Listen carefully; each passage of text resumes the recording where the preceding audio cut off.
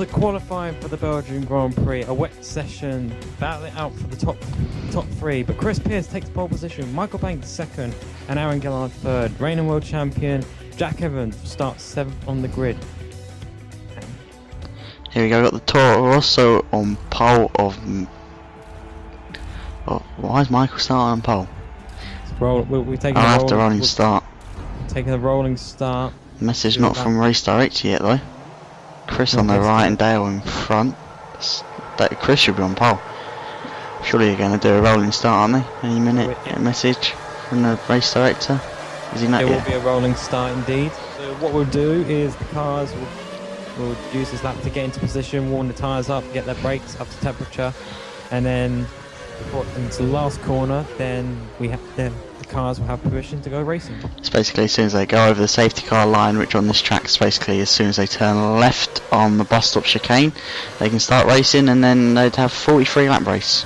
43 lap race around the Spa-Francorchamps circuit. Here's Alex Bishop going through Eau Rouge right now. He starts in 6th place, and in front of him is Joe Clark in the Marussia. Joe having a very good start of the season. Finished 2nd place, could have taken the win for Marussia, but there's a silly mistake into Cop's corner, I believe, at Silverstone, losing his front wheel and having to make the extra pit stop, allowing Jack through. But speaking of Jack, he's behind Alex, qualified 7th, as you said before the show. Jack's Evans 7th place. He's won here twice in the last 3 races. Can he make it 4 in a row? But he's got difficult tasks. He's got some good drivers in front of him. You've got the likes of his former teammate and / rival James Wimberley. He's got Aaron Gillard. He's got Chris. He's got Michael. Bouncing around down into P1. Aaron bouncing around, lagging like a... Oh, he disappeared into trees and then comes back. Oh, he's back in the ground, but he's bouncing around like a bouncy castle. Going under the sponsored signs. Down, I'm not quite sure what the corners are. This corner, we don't even know what it's called. It only has a name. And so let's remind ourselves of the top 10. It's Chris on pole for Red Bull. 2nd place, Michael Banks in the Toro Rosso. Aaron Gillard 3rd for Lotus. Oh, sorry to interrupt you, Aaron, but we've just had breaking news, or important news, that Dale Hunt has crashed and is now at the back of the pack without no front wing on the rolling start. He originally started on 10th. That's a disaster for Dale. A good drive in Silverstone, finished in 6th, and hopefully he can make up some places and get in some valuable points here today. So go into Blanchimont and now just make a cheeky little pass there. You're not allowed to do that, you naughty boy. Get back into 6th place. Oh no! This is because Chris is obviously backing the field up before the start. They're all still got to be in their qualifying positions. Joe trying to get past James already, but as soon as they turn left, they can go. Let's go to the bus stop and away we go for the Belgian Grand Prix. There you go, a message at the top saying race starts. So here we go, down into turn 1. Alex been like a sitting duck when he missed big gap to 5th place, but he takes that hairpin sweet as a diamond. But Jack looks like wants to try and get past him before Eau Rouge. Brave move on Eau Rouge. Looks like James is just overtaking Aaron around the outside into Eau Rouge. We'll have to get a replay of that. And Jack on the right hand side now, just behind Alex, trying to get the move done. Just like easily going to overtake him. There's another arrow. Who's that? That must be Ross. Oh, jeez. Ross, extreme pace through the camel straight, and he's got 6th place. Oh no, Jack. Are they going to contact? They're going to contact? Yes. Yeah, they got contact. Lucky their suspensions didn't break then. Alex let through. No, Alex doesn't get 8th. He gets 7th place. He remains 8th. Got yellow flag somewhere, but I presume that was probably at the end. There, but nevertheless, into turn with no name, turn 9. And that leads down onto the P1. Alex trying to line up a move on his own teammate Ross, but Ross just starting to pull away with James. Alex taking a bit too much momentum in the curb. Oh no! Oh no! He's gone a bit wide. He's gone wide. Will he get back on the track enough for Craig to be... Craig's gone through. On the prime tyres. On the prime tyre. Alex is on the option tyres. Some of the drivers like Joe, Aaron and James are on the prime tyre. But that's a disastrous start from Alex. 6th to 9th before one lap. And we've got Aaron starting in 3rd place on the hard tyre. And Michael taking a deeper line. They're going to touch. Second. No, he lost traction. This is where James then obviously got the better grip off of turn 1, getting much more speed down before Arouge, and the move was done before Arouge even started. James already third place into Arouge, but Aaron's got a long momentum. He took a much more faster line. Michael slowing you into also Michael very slow. Joe trying to get down in between. Squeeze there. Down to the Esther chicane. Aaron looks together. Oh, Marusha knocks him off, knocks him down. Make Aaron cut the chicane, but Marusha doesn't want to give up. Joe's still down into the hairpin.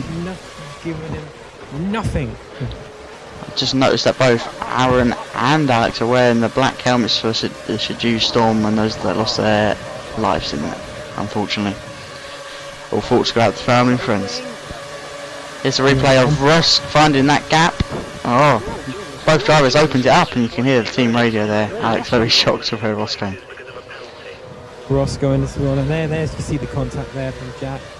But Ross has lost lining up the option tyres, so would it be much of a problem? Lap 3 now, onto lap 4, going into turn 1. Jack's obviously made a mistake or got past. Cheeky move, but no, Michael's stopping him. Yeah, Michael making another cheeky move there. It's going to be tight for Arouge. Might get through. Arouge. What will happen here? Michael easily ahead, but who's going to get DRS? I presume Ross does, but will Michael get DRS on Joe in front? Looks just under or maybe over a second, quite close. Ross passing him, he doesn't even need a DRS to pass McLaren very quick down the main straight. Catch up with Joe. No. Michael trying down the inside, and who's that lagging around? Oh, Jesus. Lagging on, but yeah, Aaron. Aaron wants to go into the sky and fly. But Ross, 5th place at the moment, he's going to try and catch up with Joe. And there's that on board of Aaron, a lap ago, and just how I think Joe passed him, passed before the Arouge. So he's going to get DRS. So Joe will have the advantage. Is Joe open DRS? Should have it. But Aaron has lost much more speed than the Marusha there. But just Joe leaving no room there. Good defending there by Joe, or overtaking then defending, both on the prime tyre. Going down the downhill hairpin for Alex. On the same lap. DRS on Craig. Craig also got DRS. It's the option tyre giving him all this speed, is it? Oh, just outbraking Alex there into that corner. Obviously having much more confidence in his brakes in the Mercedes compared to the McLaren. Alex going down to the hairpin. Craig locking his brakes up there, so kind of confident, kind of not. Is that Jackie's teammate there in 7th still, up ahead? Alex moving down the throttle, he wants to catch up with the Mercedes of Craig. Are we going to Pouillon? Craig goes wide, goes deep, and Alex obviously good moving manoeuvre there, down the inside through Pouillon. Not a normal overtaking place. Going to Ross. Ross looks up and has to. So does Joe. Stopping.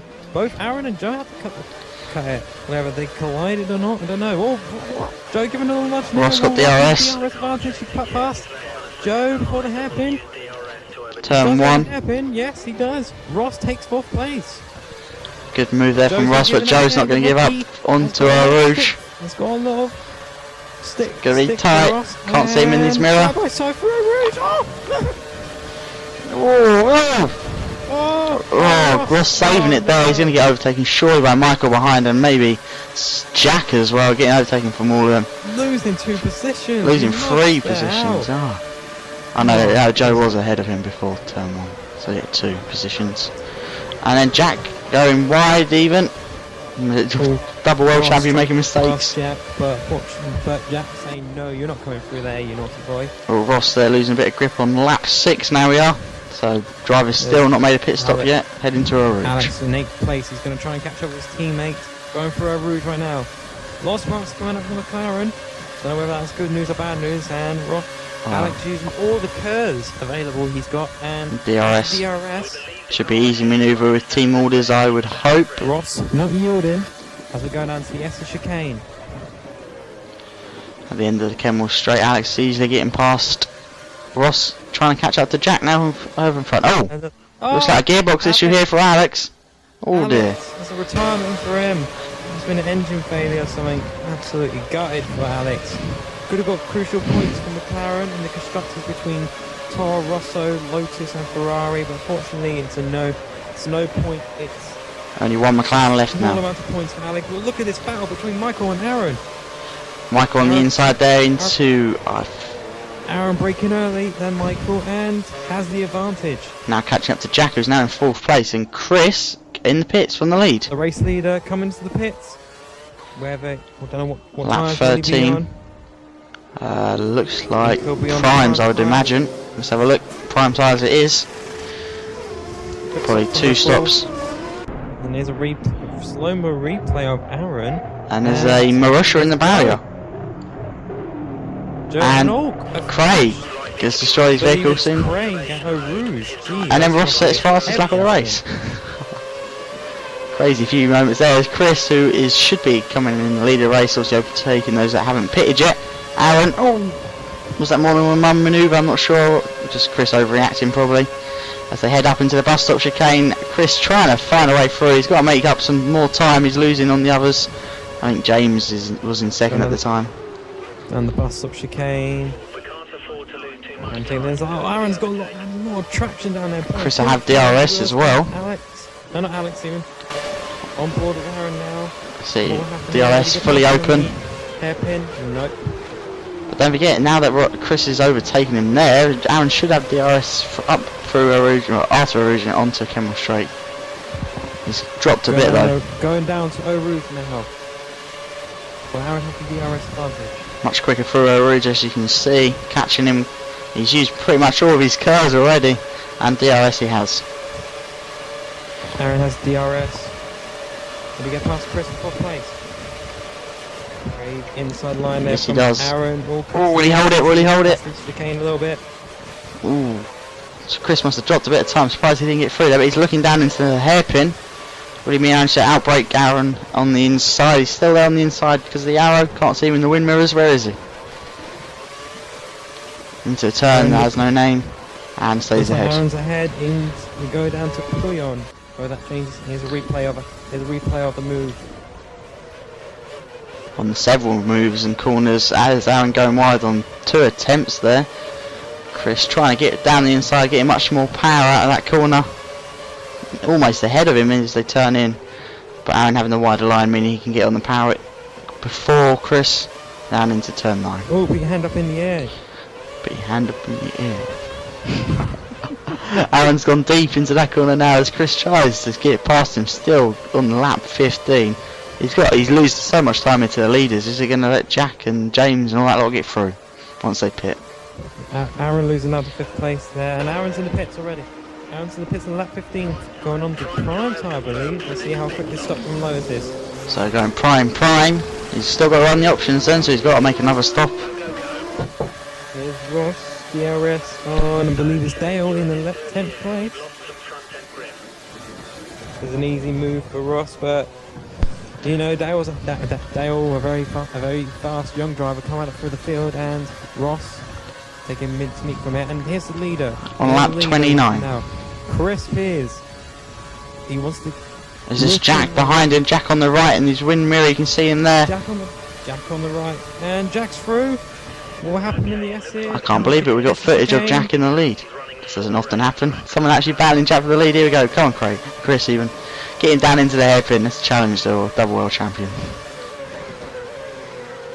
Going down the hairpin now. Chris wants to catch up. He wants that second win at the moment. Here we go. Lap later, Chris will have DRS on Jack. So the pace must be pretty much equal between them. He's gaining and gaining. Jack going on the grass. Ooh, Chris making a late move there. What happened in the S's? Just noticed that Chris is on the prime tyre, slower tyre initially.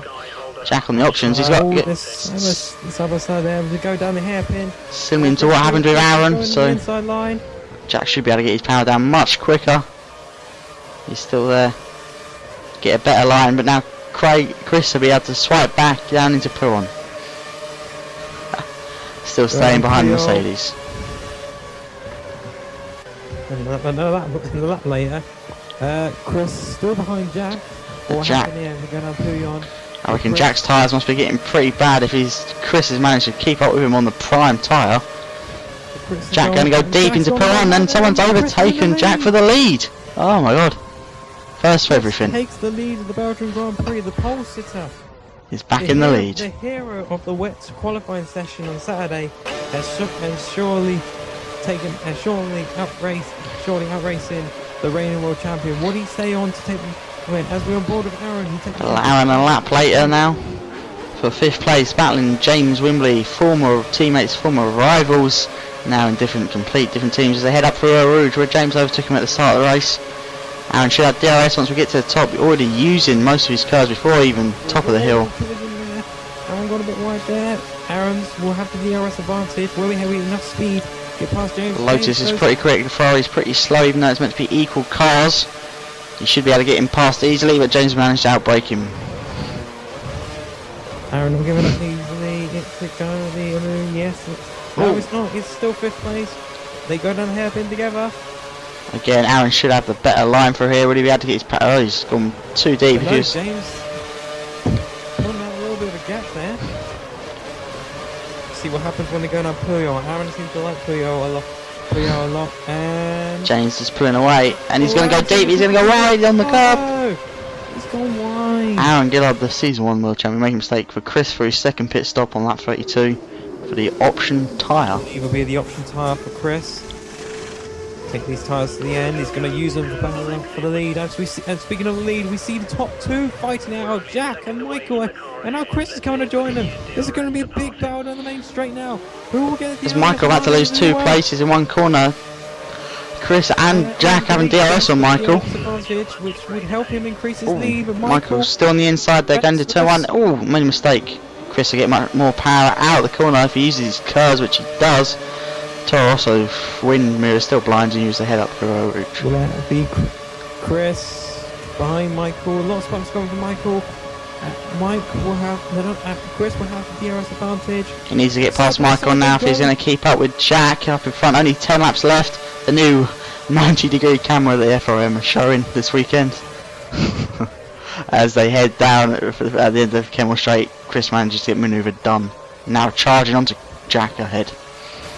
And Aaron's got James behind him there, going for the S chicane. Oh, a contact's made.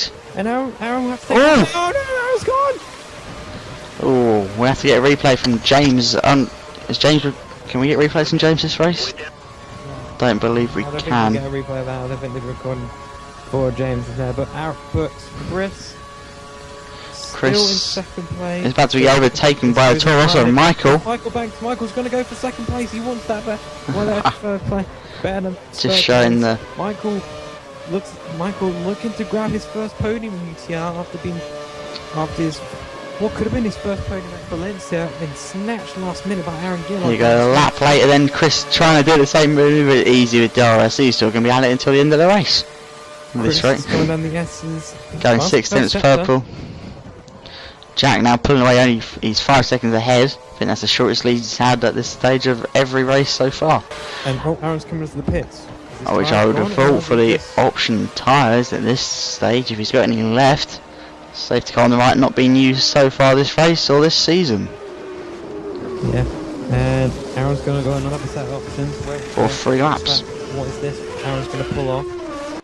But Jack Evans takes the victory at Spa-Francorchamps. A great race from the reigning UTR champion. Oh, don't lose it, Chris. Probably drive of the day. Absolutely brilliant from him. Celebrating. Aaron takes 5th, and Tom Crook in the Lotus takes 6th. 7th place, Dale Hunt. Jordan Bond 8th. Rich Sweet in his first time around here in Belgium takes 9th, where James Roche 10th. That was a wonderful race. Join us next week for Hungary. Round 3.